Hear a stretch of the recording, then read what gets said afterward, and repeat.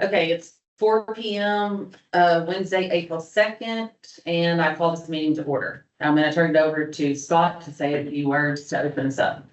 Thank you, Summer. I'd also like to thank this board for letting us share the meetings with the members. I'd like to point out 2 or 3 aspects of that. One, allowing this to go on the website allows them to access it when they can. Some people work during the day, the evenings, have other obligations. This allows them to consume this on their time.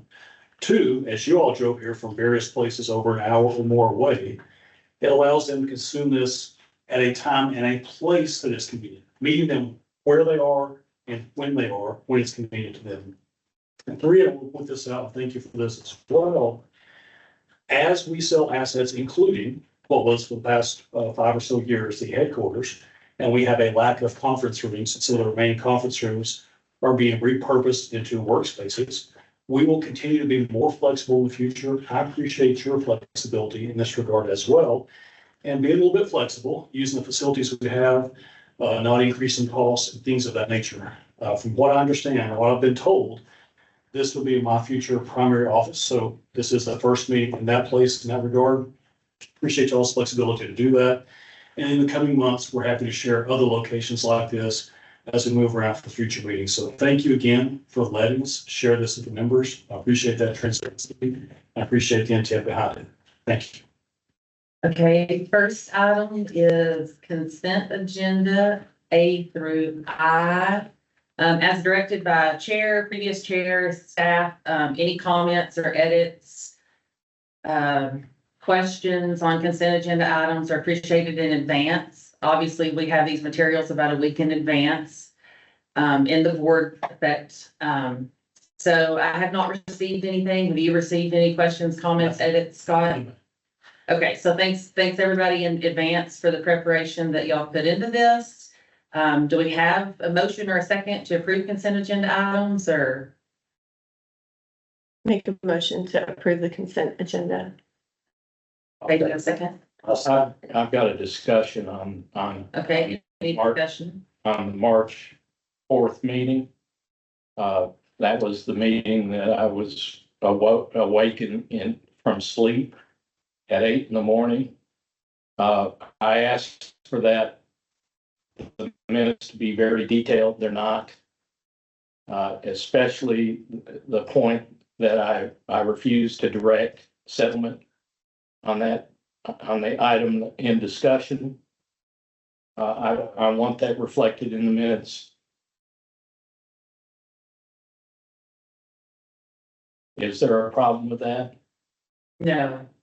We'll move this next month consent agenda. Okay, thank you. Okay, you're gonna move the March 4th meeting to the next month and we'll just approve the rest of them. Yes. Okay, so we have a motion and a second on the table by Matt. Call to vote, all in favor? Aye. Aye, so 4-1. Now, I'm voting for it, Oh, yes. with the So I- exception of the March. I'm sorry, That's for next month. 4-0, it passes. Motion carries. Thank you very much. So, the next topic, and actually for the next 4 topics, I also appreciate your advanced preparation for all these things. These 4 topics we've been talking about for up to 11 months. So there's nothing new here, but I do want to point out the organization. The next 4 topics are divided into 2 of our goals. And these are goals we communicated early on within weeks of my arrival last year: serving members more effectively and improving the financial health of the cooperative. Everything I've reported to you for the past year and the president's report has fit in those buckets. We've consistently communicated that to members, and we've consistently guided what we do strategically to align and support those key areas. So those are the 4 topics we're going to talk about here, the business topics of the cooperative. I will take a sidestep, just note for the members, you're going to see this is a very low or no budget process. We're not putting on theater or drama here. We're trying to keep costs as low as possible. So you're actually seeing an actual meeting going on. Just wanted to point that out. Board, as you are aware, this was our first fiscal year completed this year. Not the full leadership team was with me the full year, so they didn't all even get a full year with us. But they produced a lot of incredible results that we're very excited about sharing with the membership later this month in an annual report to go over a lot of the reliability improvements, member service improvements, while improving the financial health of the cooperative. So to hit all 3 sides of that, I think it was pretty remarkable. And I very much appreciate what 300 people have put into that represent the cooperative and what they did. So with these two goals, when we get started talking about the first thing here is the serving members more effectively. So this was in board pack or board effect. I don't want to go.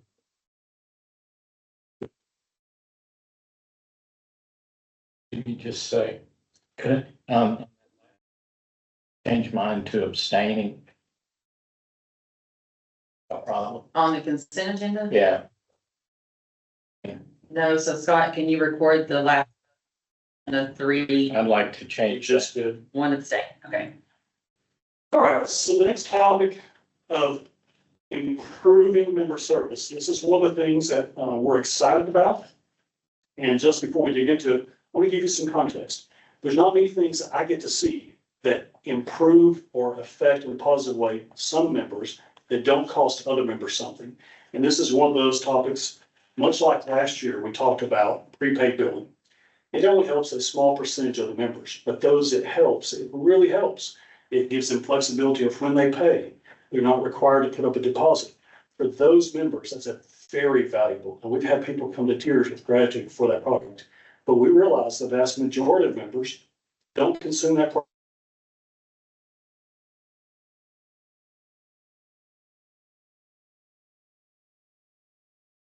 Subsidization.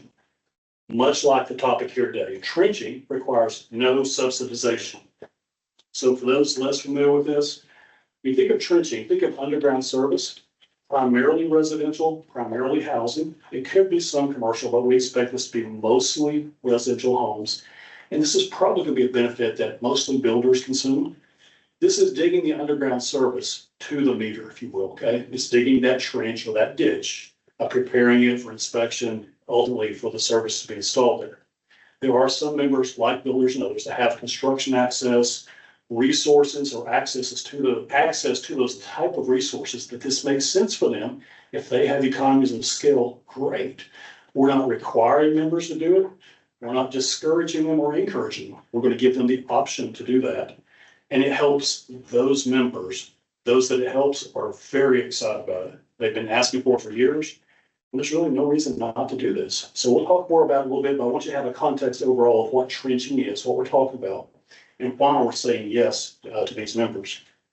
And I realize based on what I just said, sounds like a no-brainer, doesn't hurt anybody and helps them.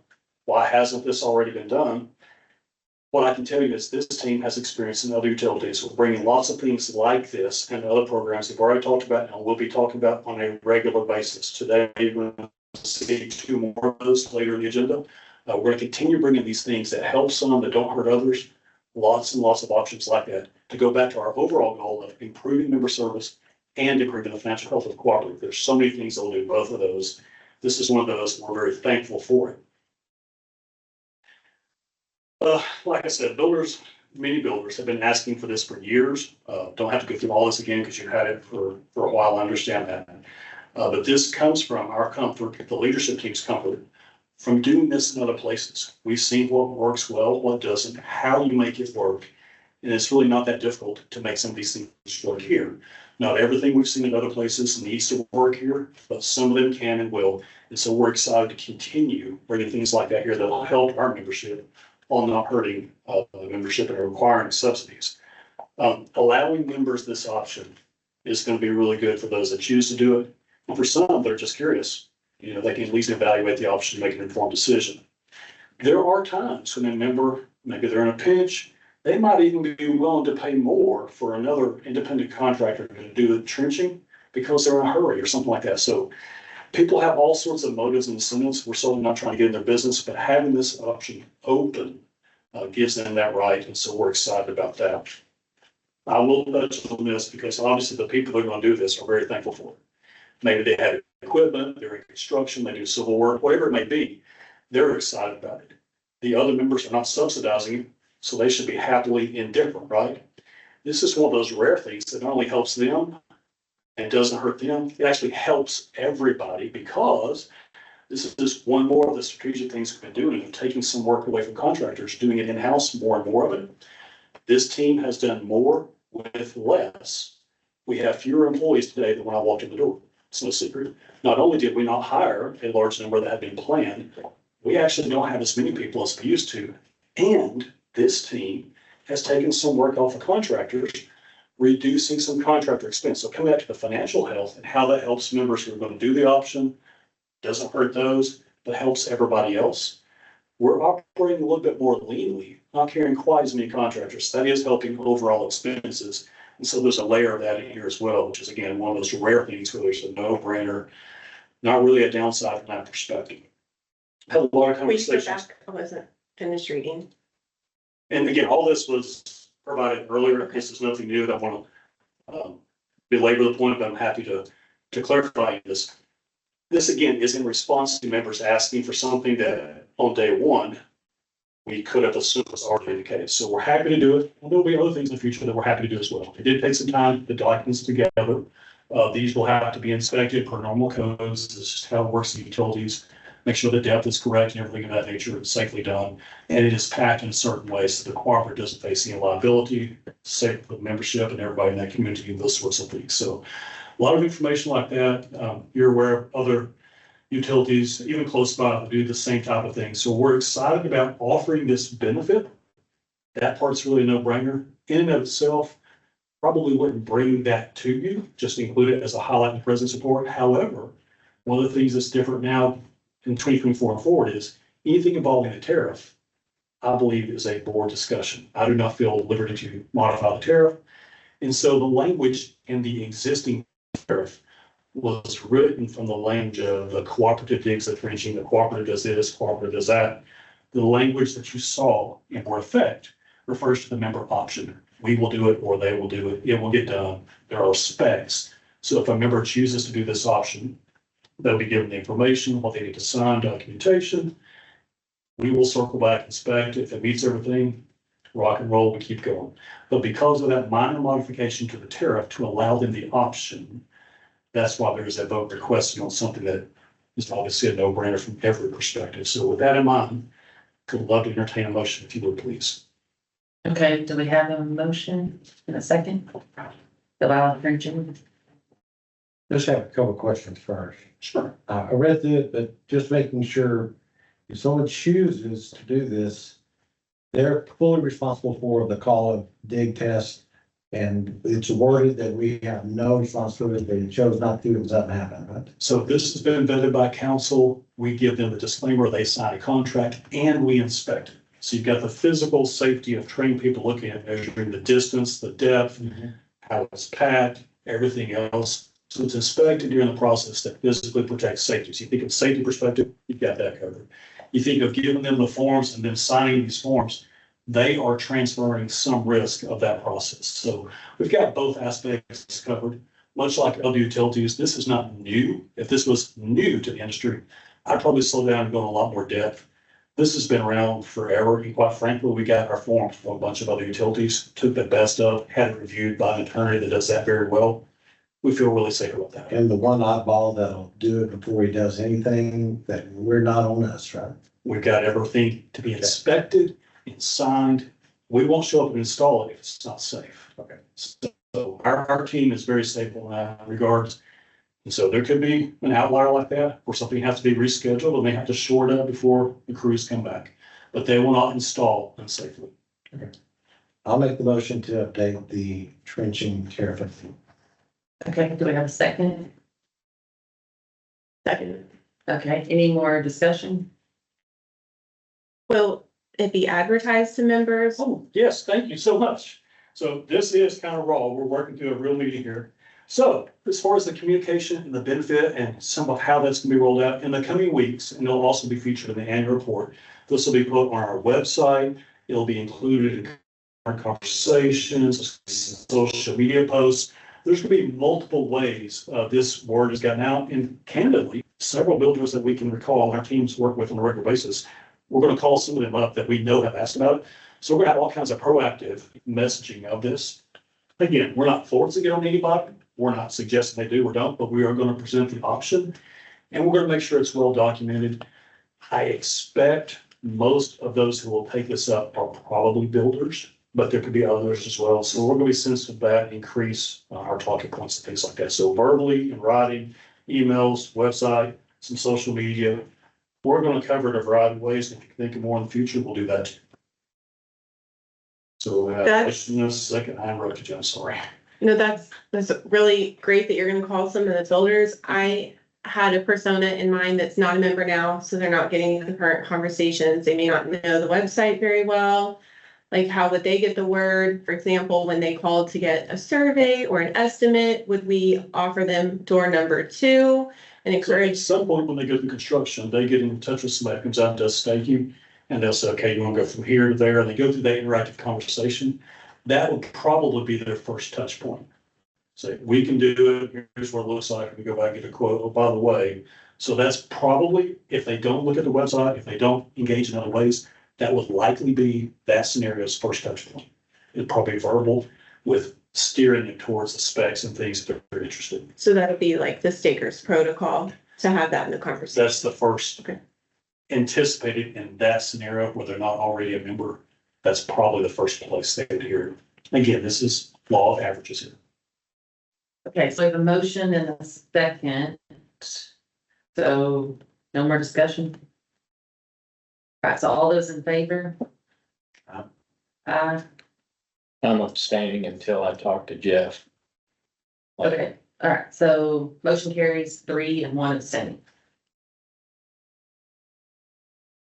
So the next topic, so we're kind of going from serving members more effectively, financial health.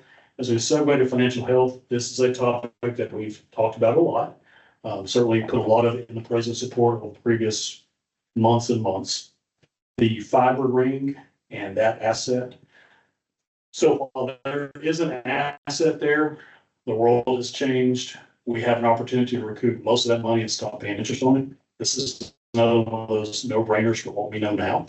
I don't want to speak to things in the past, but what's appropriate speaking now and going forward is we have a good offer on the table. You've seen that. And what I would request is, if you have no more questions about it, a motion to authorize the president and CEO to execute the documents necessary for due diligence for the letter of intent.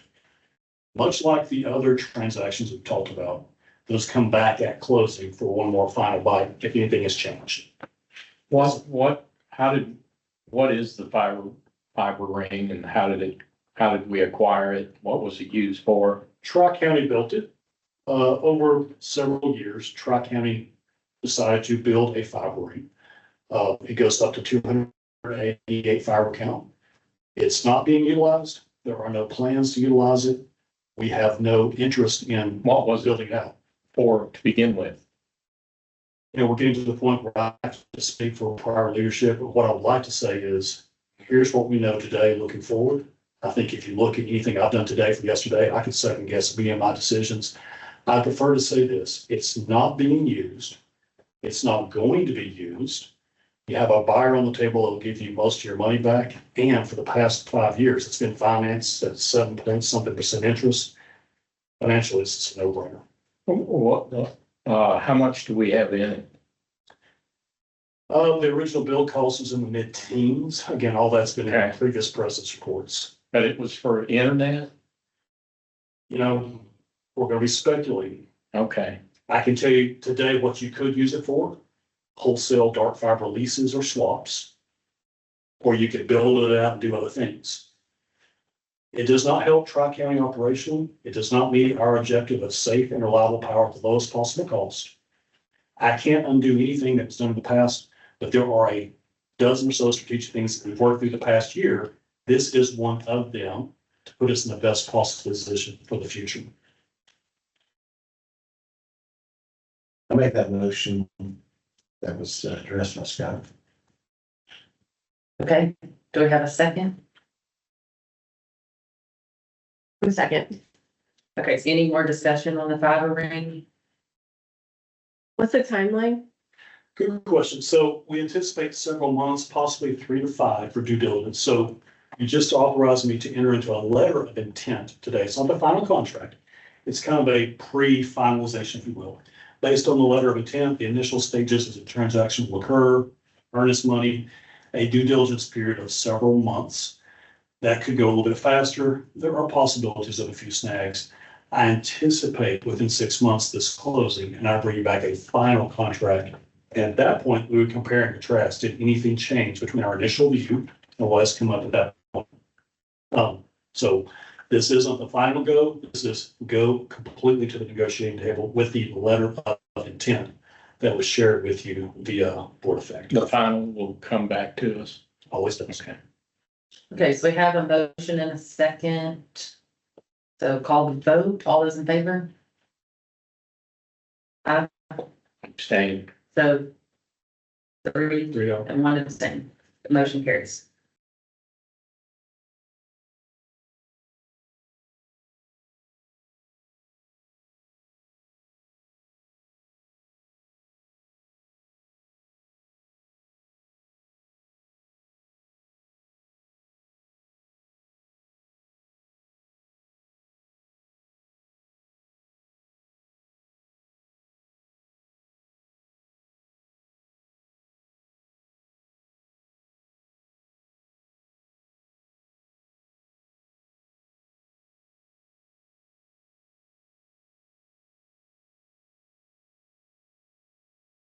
Okay, so we will start on agenda item number 5, serving members more effectively.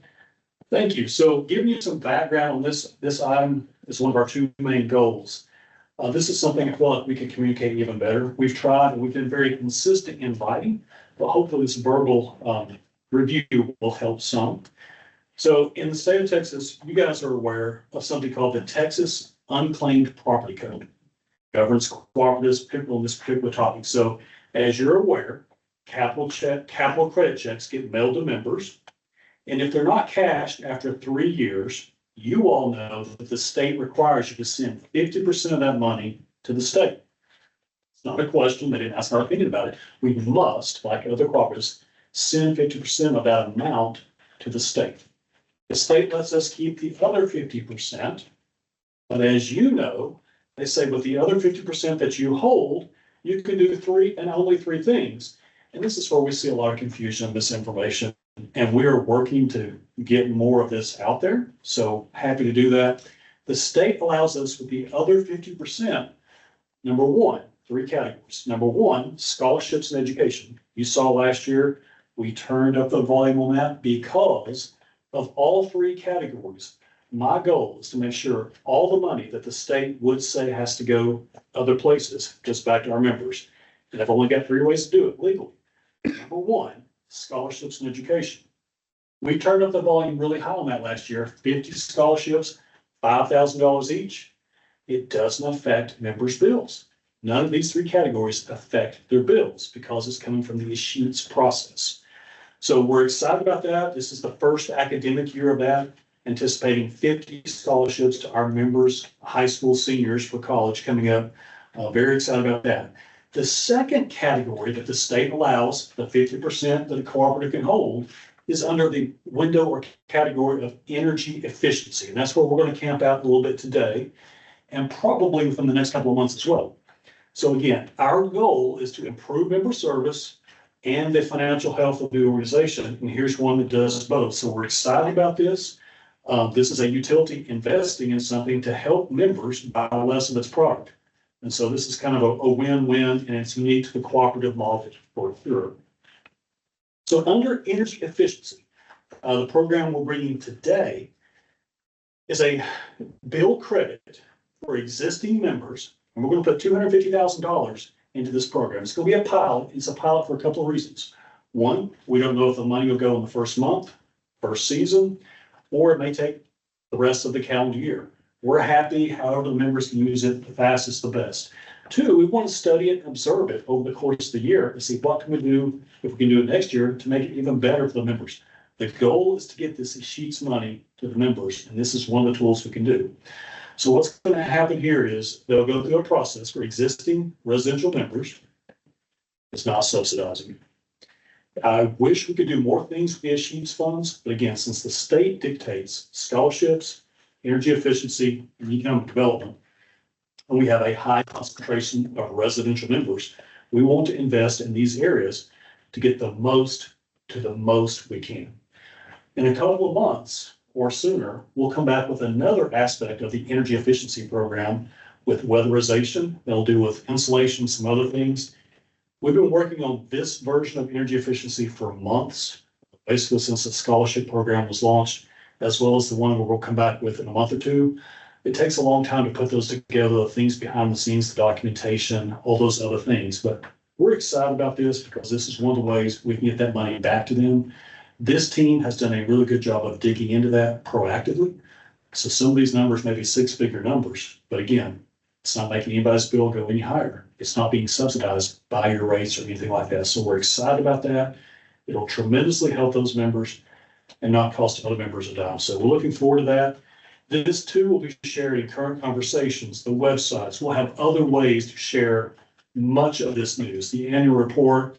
We're going to do lots of things to touch this lots of ways to make sure members are aware of options like these, the magazine. So we're going to feature it a variety of ways.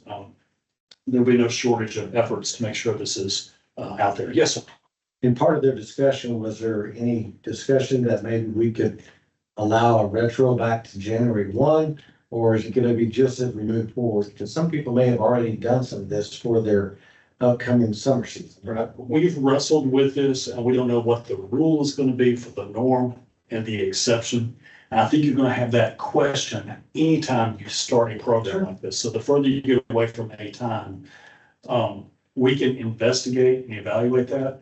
What I don't know is Pandora's box. Since I don't know how many are out there about to do it, I certainly don't know how many have done it. And if we did that, it might be possible the entire amount could be sucked up before we ever get out there and advertise day one. So I'm a little bit, I like the idea. I want to give as much as I can, as fast as we can. I would be concerned if we don't know the volume out there, especially in the first year. I don't want to get ahead of my skis. If you push me to what would it look like, I'd probably be more concerned of let's try the pilot year, see how it goes. Just to know how big the retroactive could be. Oh, this is just informational, right? No, No vote was required. We're not changing the tariff, we're not changing the bylaws. Just happy to share this with you. It's been a long time in the making, as is the one that's coming next month. So I just want to share this with you. Will this be a program once the monies are absorbed by the members? Will it be over? What do you mean? I mean, didn't the money come from the state unclaimed funds? Well, it came from Tri-County, the 50% we get Right. hold. Right. So it's always 3 years. No, we don't use it. So it'll renew itself. Every year, you're looking at 3 years ago. So for Okay. 2025, you're looking at 2022 capital credits that have not yet been checked or cashed. Okay. And so it does roll. It'll be looked at over time. I mean, we may not always have these numbers. And if we don't, we don't. But while we do, I want our members to have it. So I don't want to save this up for 5 years from now. If they can have it today, let's roll it out. If we still have money in there next year, don't be surprised if we turn it up a bit. So I'm excited about this. Don't need any action today. We'll be back with a weatherization either next month or the month after. It's going to be a little bit more detailed. It's going to involve inspections. These two parts of this program can be documented with receipts, website. You don't have to put boots on the ground, so to speak. We have external partners for the weatherization, a little bit more invasive, if you will, but hopefully a good use of their funds and time as well. So excited about that, looking forward to it, and you'll see more about that as we get going forward. Any questions about that? So if you're okay, we'll talk about number 6. number 6, improve financial health, and we'll just toggle over to the other goal. So this is something we've talked about since last May, and Mr. Manning will give you some background. When you're part of a GNT or however you get your transmission, substations are built. We made the decision last spring. Our transmission provider has economies of scale, expertise. Made sense for us based on our financial situation to get our money back. So a deal was negotiated with our transmission provider that repays Tri-County every penny we've invested in these two assets. Every penny. So you'll notice if you looked at these two closely, the McFarland substation is filling with some transformers. Let me get over here a little bit. Don't want to get into all the weeds again. This was provided in advance. Nothing's changed here. The McFarland substation comes with some transformers, so it's probably going to be a little bit bigger. It's going to be a bigger price tag. These are both modeled after each other. Our transmission provider has already approved in their board meeting in January, the McFarland one. This one's already drafted for Crucius as well. That's why you have both here. We're one ahead of them. After today, they were one ahead of us previously. But to get back to give you a high level context, we're gonna get the cash back that's been financed on this for the last few years. We talked dozens of billions of dollars, much like other things, asset sales, the fiber ring, other things. This is a way that we can pay down that line of credit. And I know we talked about this a lot last year, and I apologize for the review, but these asset sales require two things: a waiver from the lenders of the line of credit, and that all the funds are used for the line of credit. So I don't get discretion, the board doesn't get discretion. We agreed to that going in. That was the highest and best use today for what we know for the future, to let the transmission provider take over those two assets. They've agreed to pay us back penny for penny. So the closing process simply looks like, and we've been working on this literally since May, giving them all the documents, working with them, giving them everything. They've got everything arrived to pay for it. We anticipate closing on McFarland within the next 60 days, and Crucius will probably go a lot quicker than McFarland. McFarland was the initial, how do you put it all together? And that template has been used. You can look at the language together for Crucius, very similar. Now, in Board Effect, you saw what was between a 70 and 90 page document. You have trouble sleeping, I highly recommend it, study it closely. That gives you a lot of detail. That's how the sausage is made. What it tells you is every penny that Tri-County members have invested, we're getting that cash back. We'll pay down the line of credit, which reduces further interest expense. So all these are strategic parts of getting that interest expense lowered as much as possible, with safe, reliable, at the lowest possible cost per emission. So excited about that. We gave you the same language that we approved in the transmission provider meeting, in that board meeting, of authorizing the president CEO to complete the closing of this. So earlier you asked about, does this come back? Well, here's one that's come back 10 months later, 11 months later. We talked about it last spring. We've had periodic updates in the president's report. Nothing's changed course. We didn't learn anything that changed our mind. So now we're here at the finish line. And our transmission provider has been a great partner, been very gracious, and extremely helpful for something that's the first in that situation. So very excited, grateful. A lot of people outside of Tri-County have invested hundreds and hundreds of hours here to get us to this position. So everybody out there, I want to say thank you for that. Did you give the board the impact of future costs to not having those substations, like 3, 5, 10 years out, selling them, and what the impact of our additional costs will be? Absolutely. So Mr. Manning, these aren't selling substations to somebody else. They're still going to serve our load. Right, I know. They're not going away. But does that, not having those, is it more, does it cost us to operate? More cost to operate not having those? Okay, so why did we even have them? I'm here only looking for, if you look at these financial Okay. points, All right, look at these. you're saying there's no impact on future costs? You have a mobile spare, you know how much they cost. You know how much the training costs to install and operate and maintain it. If you did have a mobile spare, why don't you use it for 2 substations? Usually a mobile spare goes for a region of substations, because you hope it's like a spare tire in your car. You hope you don't need it, but when you do, you gotta have it. Why would you have a mobile spare for 2 substations? It just, economies of scale aren't there. And that's probably for any business that you get into that you didn't used to be into. If you don't have economies of scale, you have to think, well, what would it take to get them? How valuable is it? What's the risk of not having it? This is an industry in transmission that usually starts with 2 commas and often has 3. It's something that in hindsight, hey, probably don't want to be there right now. Maybe there'll come a time in the future where we do, and we certainly got that option to switch back at any time should we decide to. But for right now, this was a no-brainer cash flow wise to get the money back, reduce the line of credit, let the transmission provider operate it, because they already have transmission crews. We have distribution crews. So a lot of things going on there. That makes sense now looking back. But I can certainly agree with that. Economies of scale are helpful getting into any business if you have them, and evaluate how long does it take to get them. So this is one where I would ask for the final vote. And again, I know we've talked about it for almost a year. I apologize for sounding like a broken record.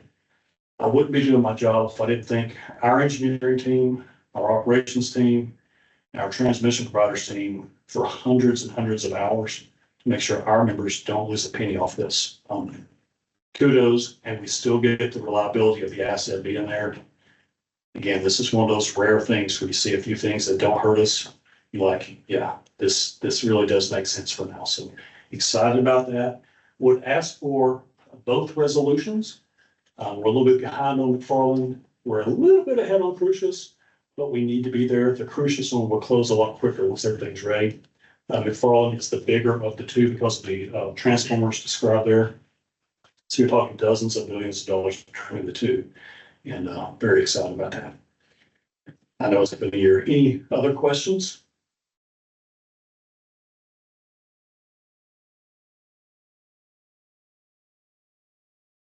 Okay, do we have a motion to approve the resolutions for McFarland and Cruces?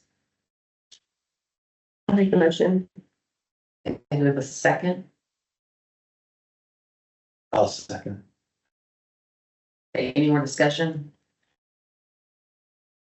Okay, call the vote. All those in favor? No. An aye. Abstain. So motion carried. 3-0. All right, so I want to thank you all. Everyone, 301, correct? yes. All right, fair enough. I want to thank you all for your patience, looking at all the same material again. I appreciate the work you did in advance to get there. Thank you for all you put in this meeting. This concludes our open session portion, and thank you all for your attendance.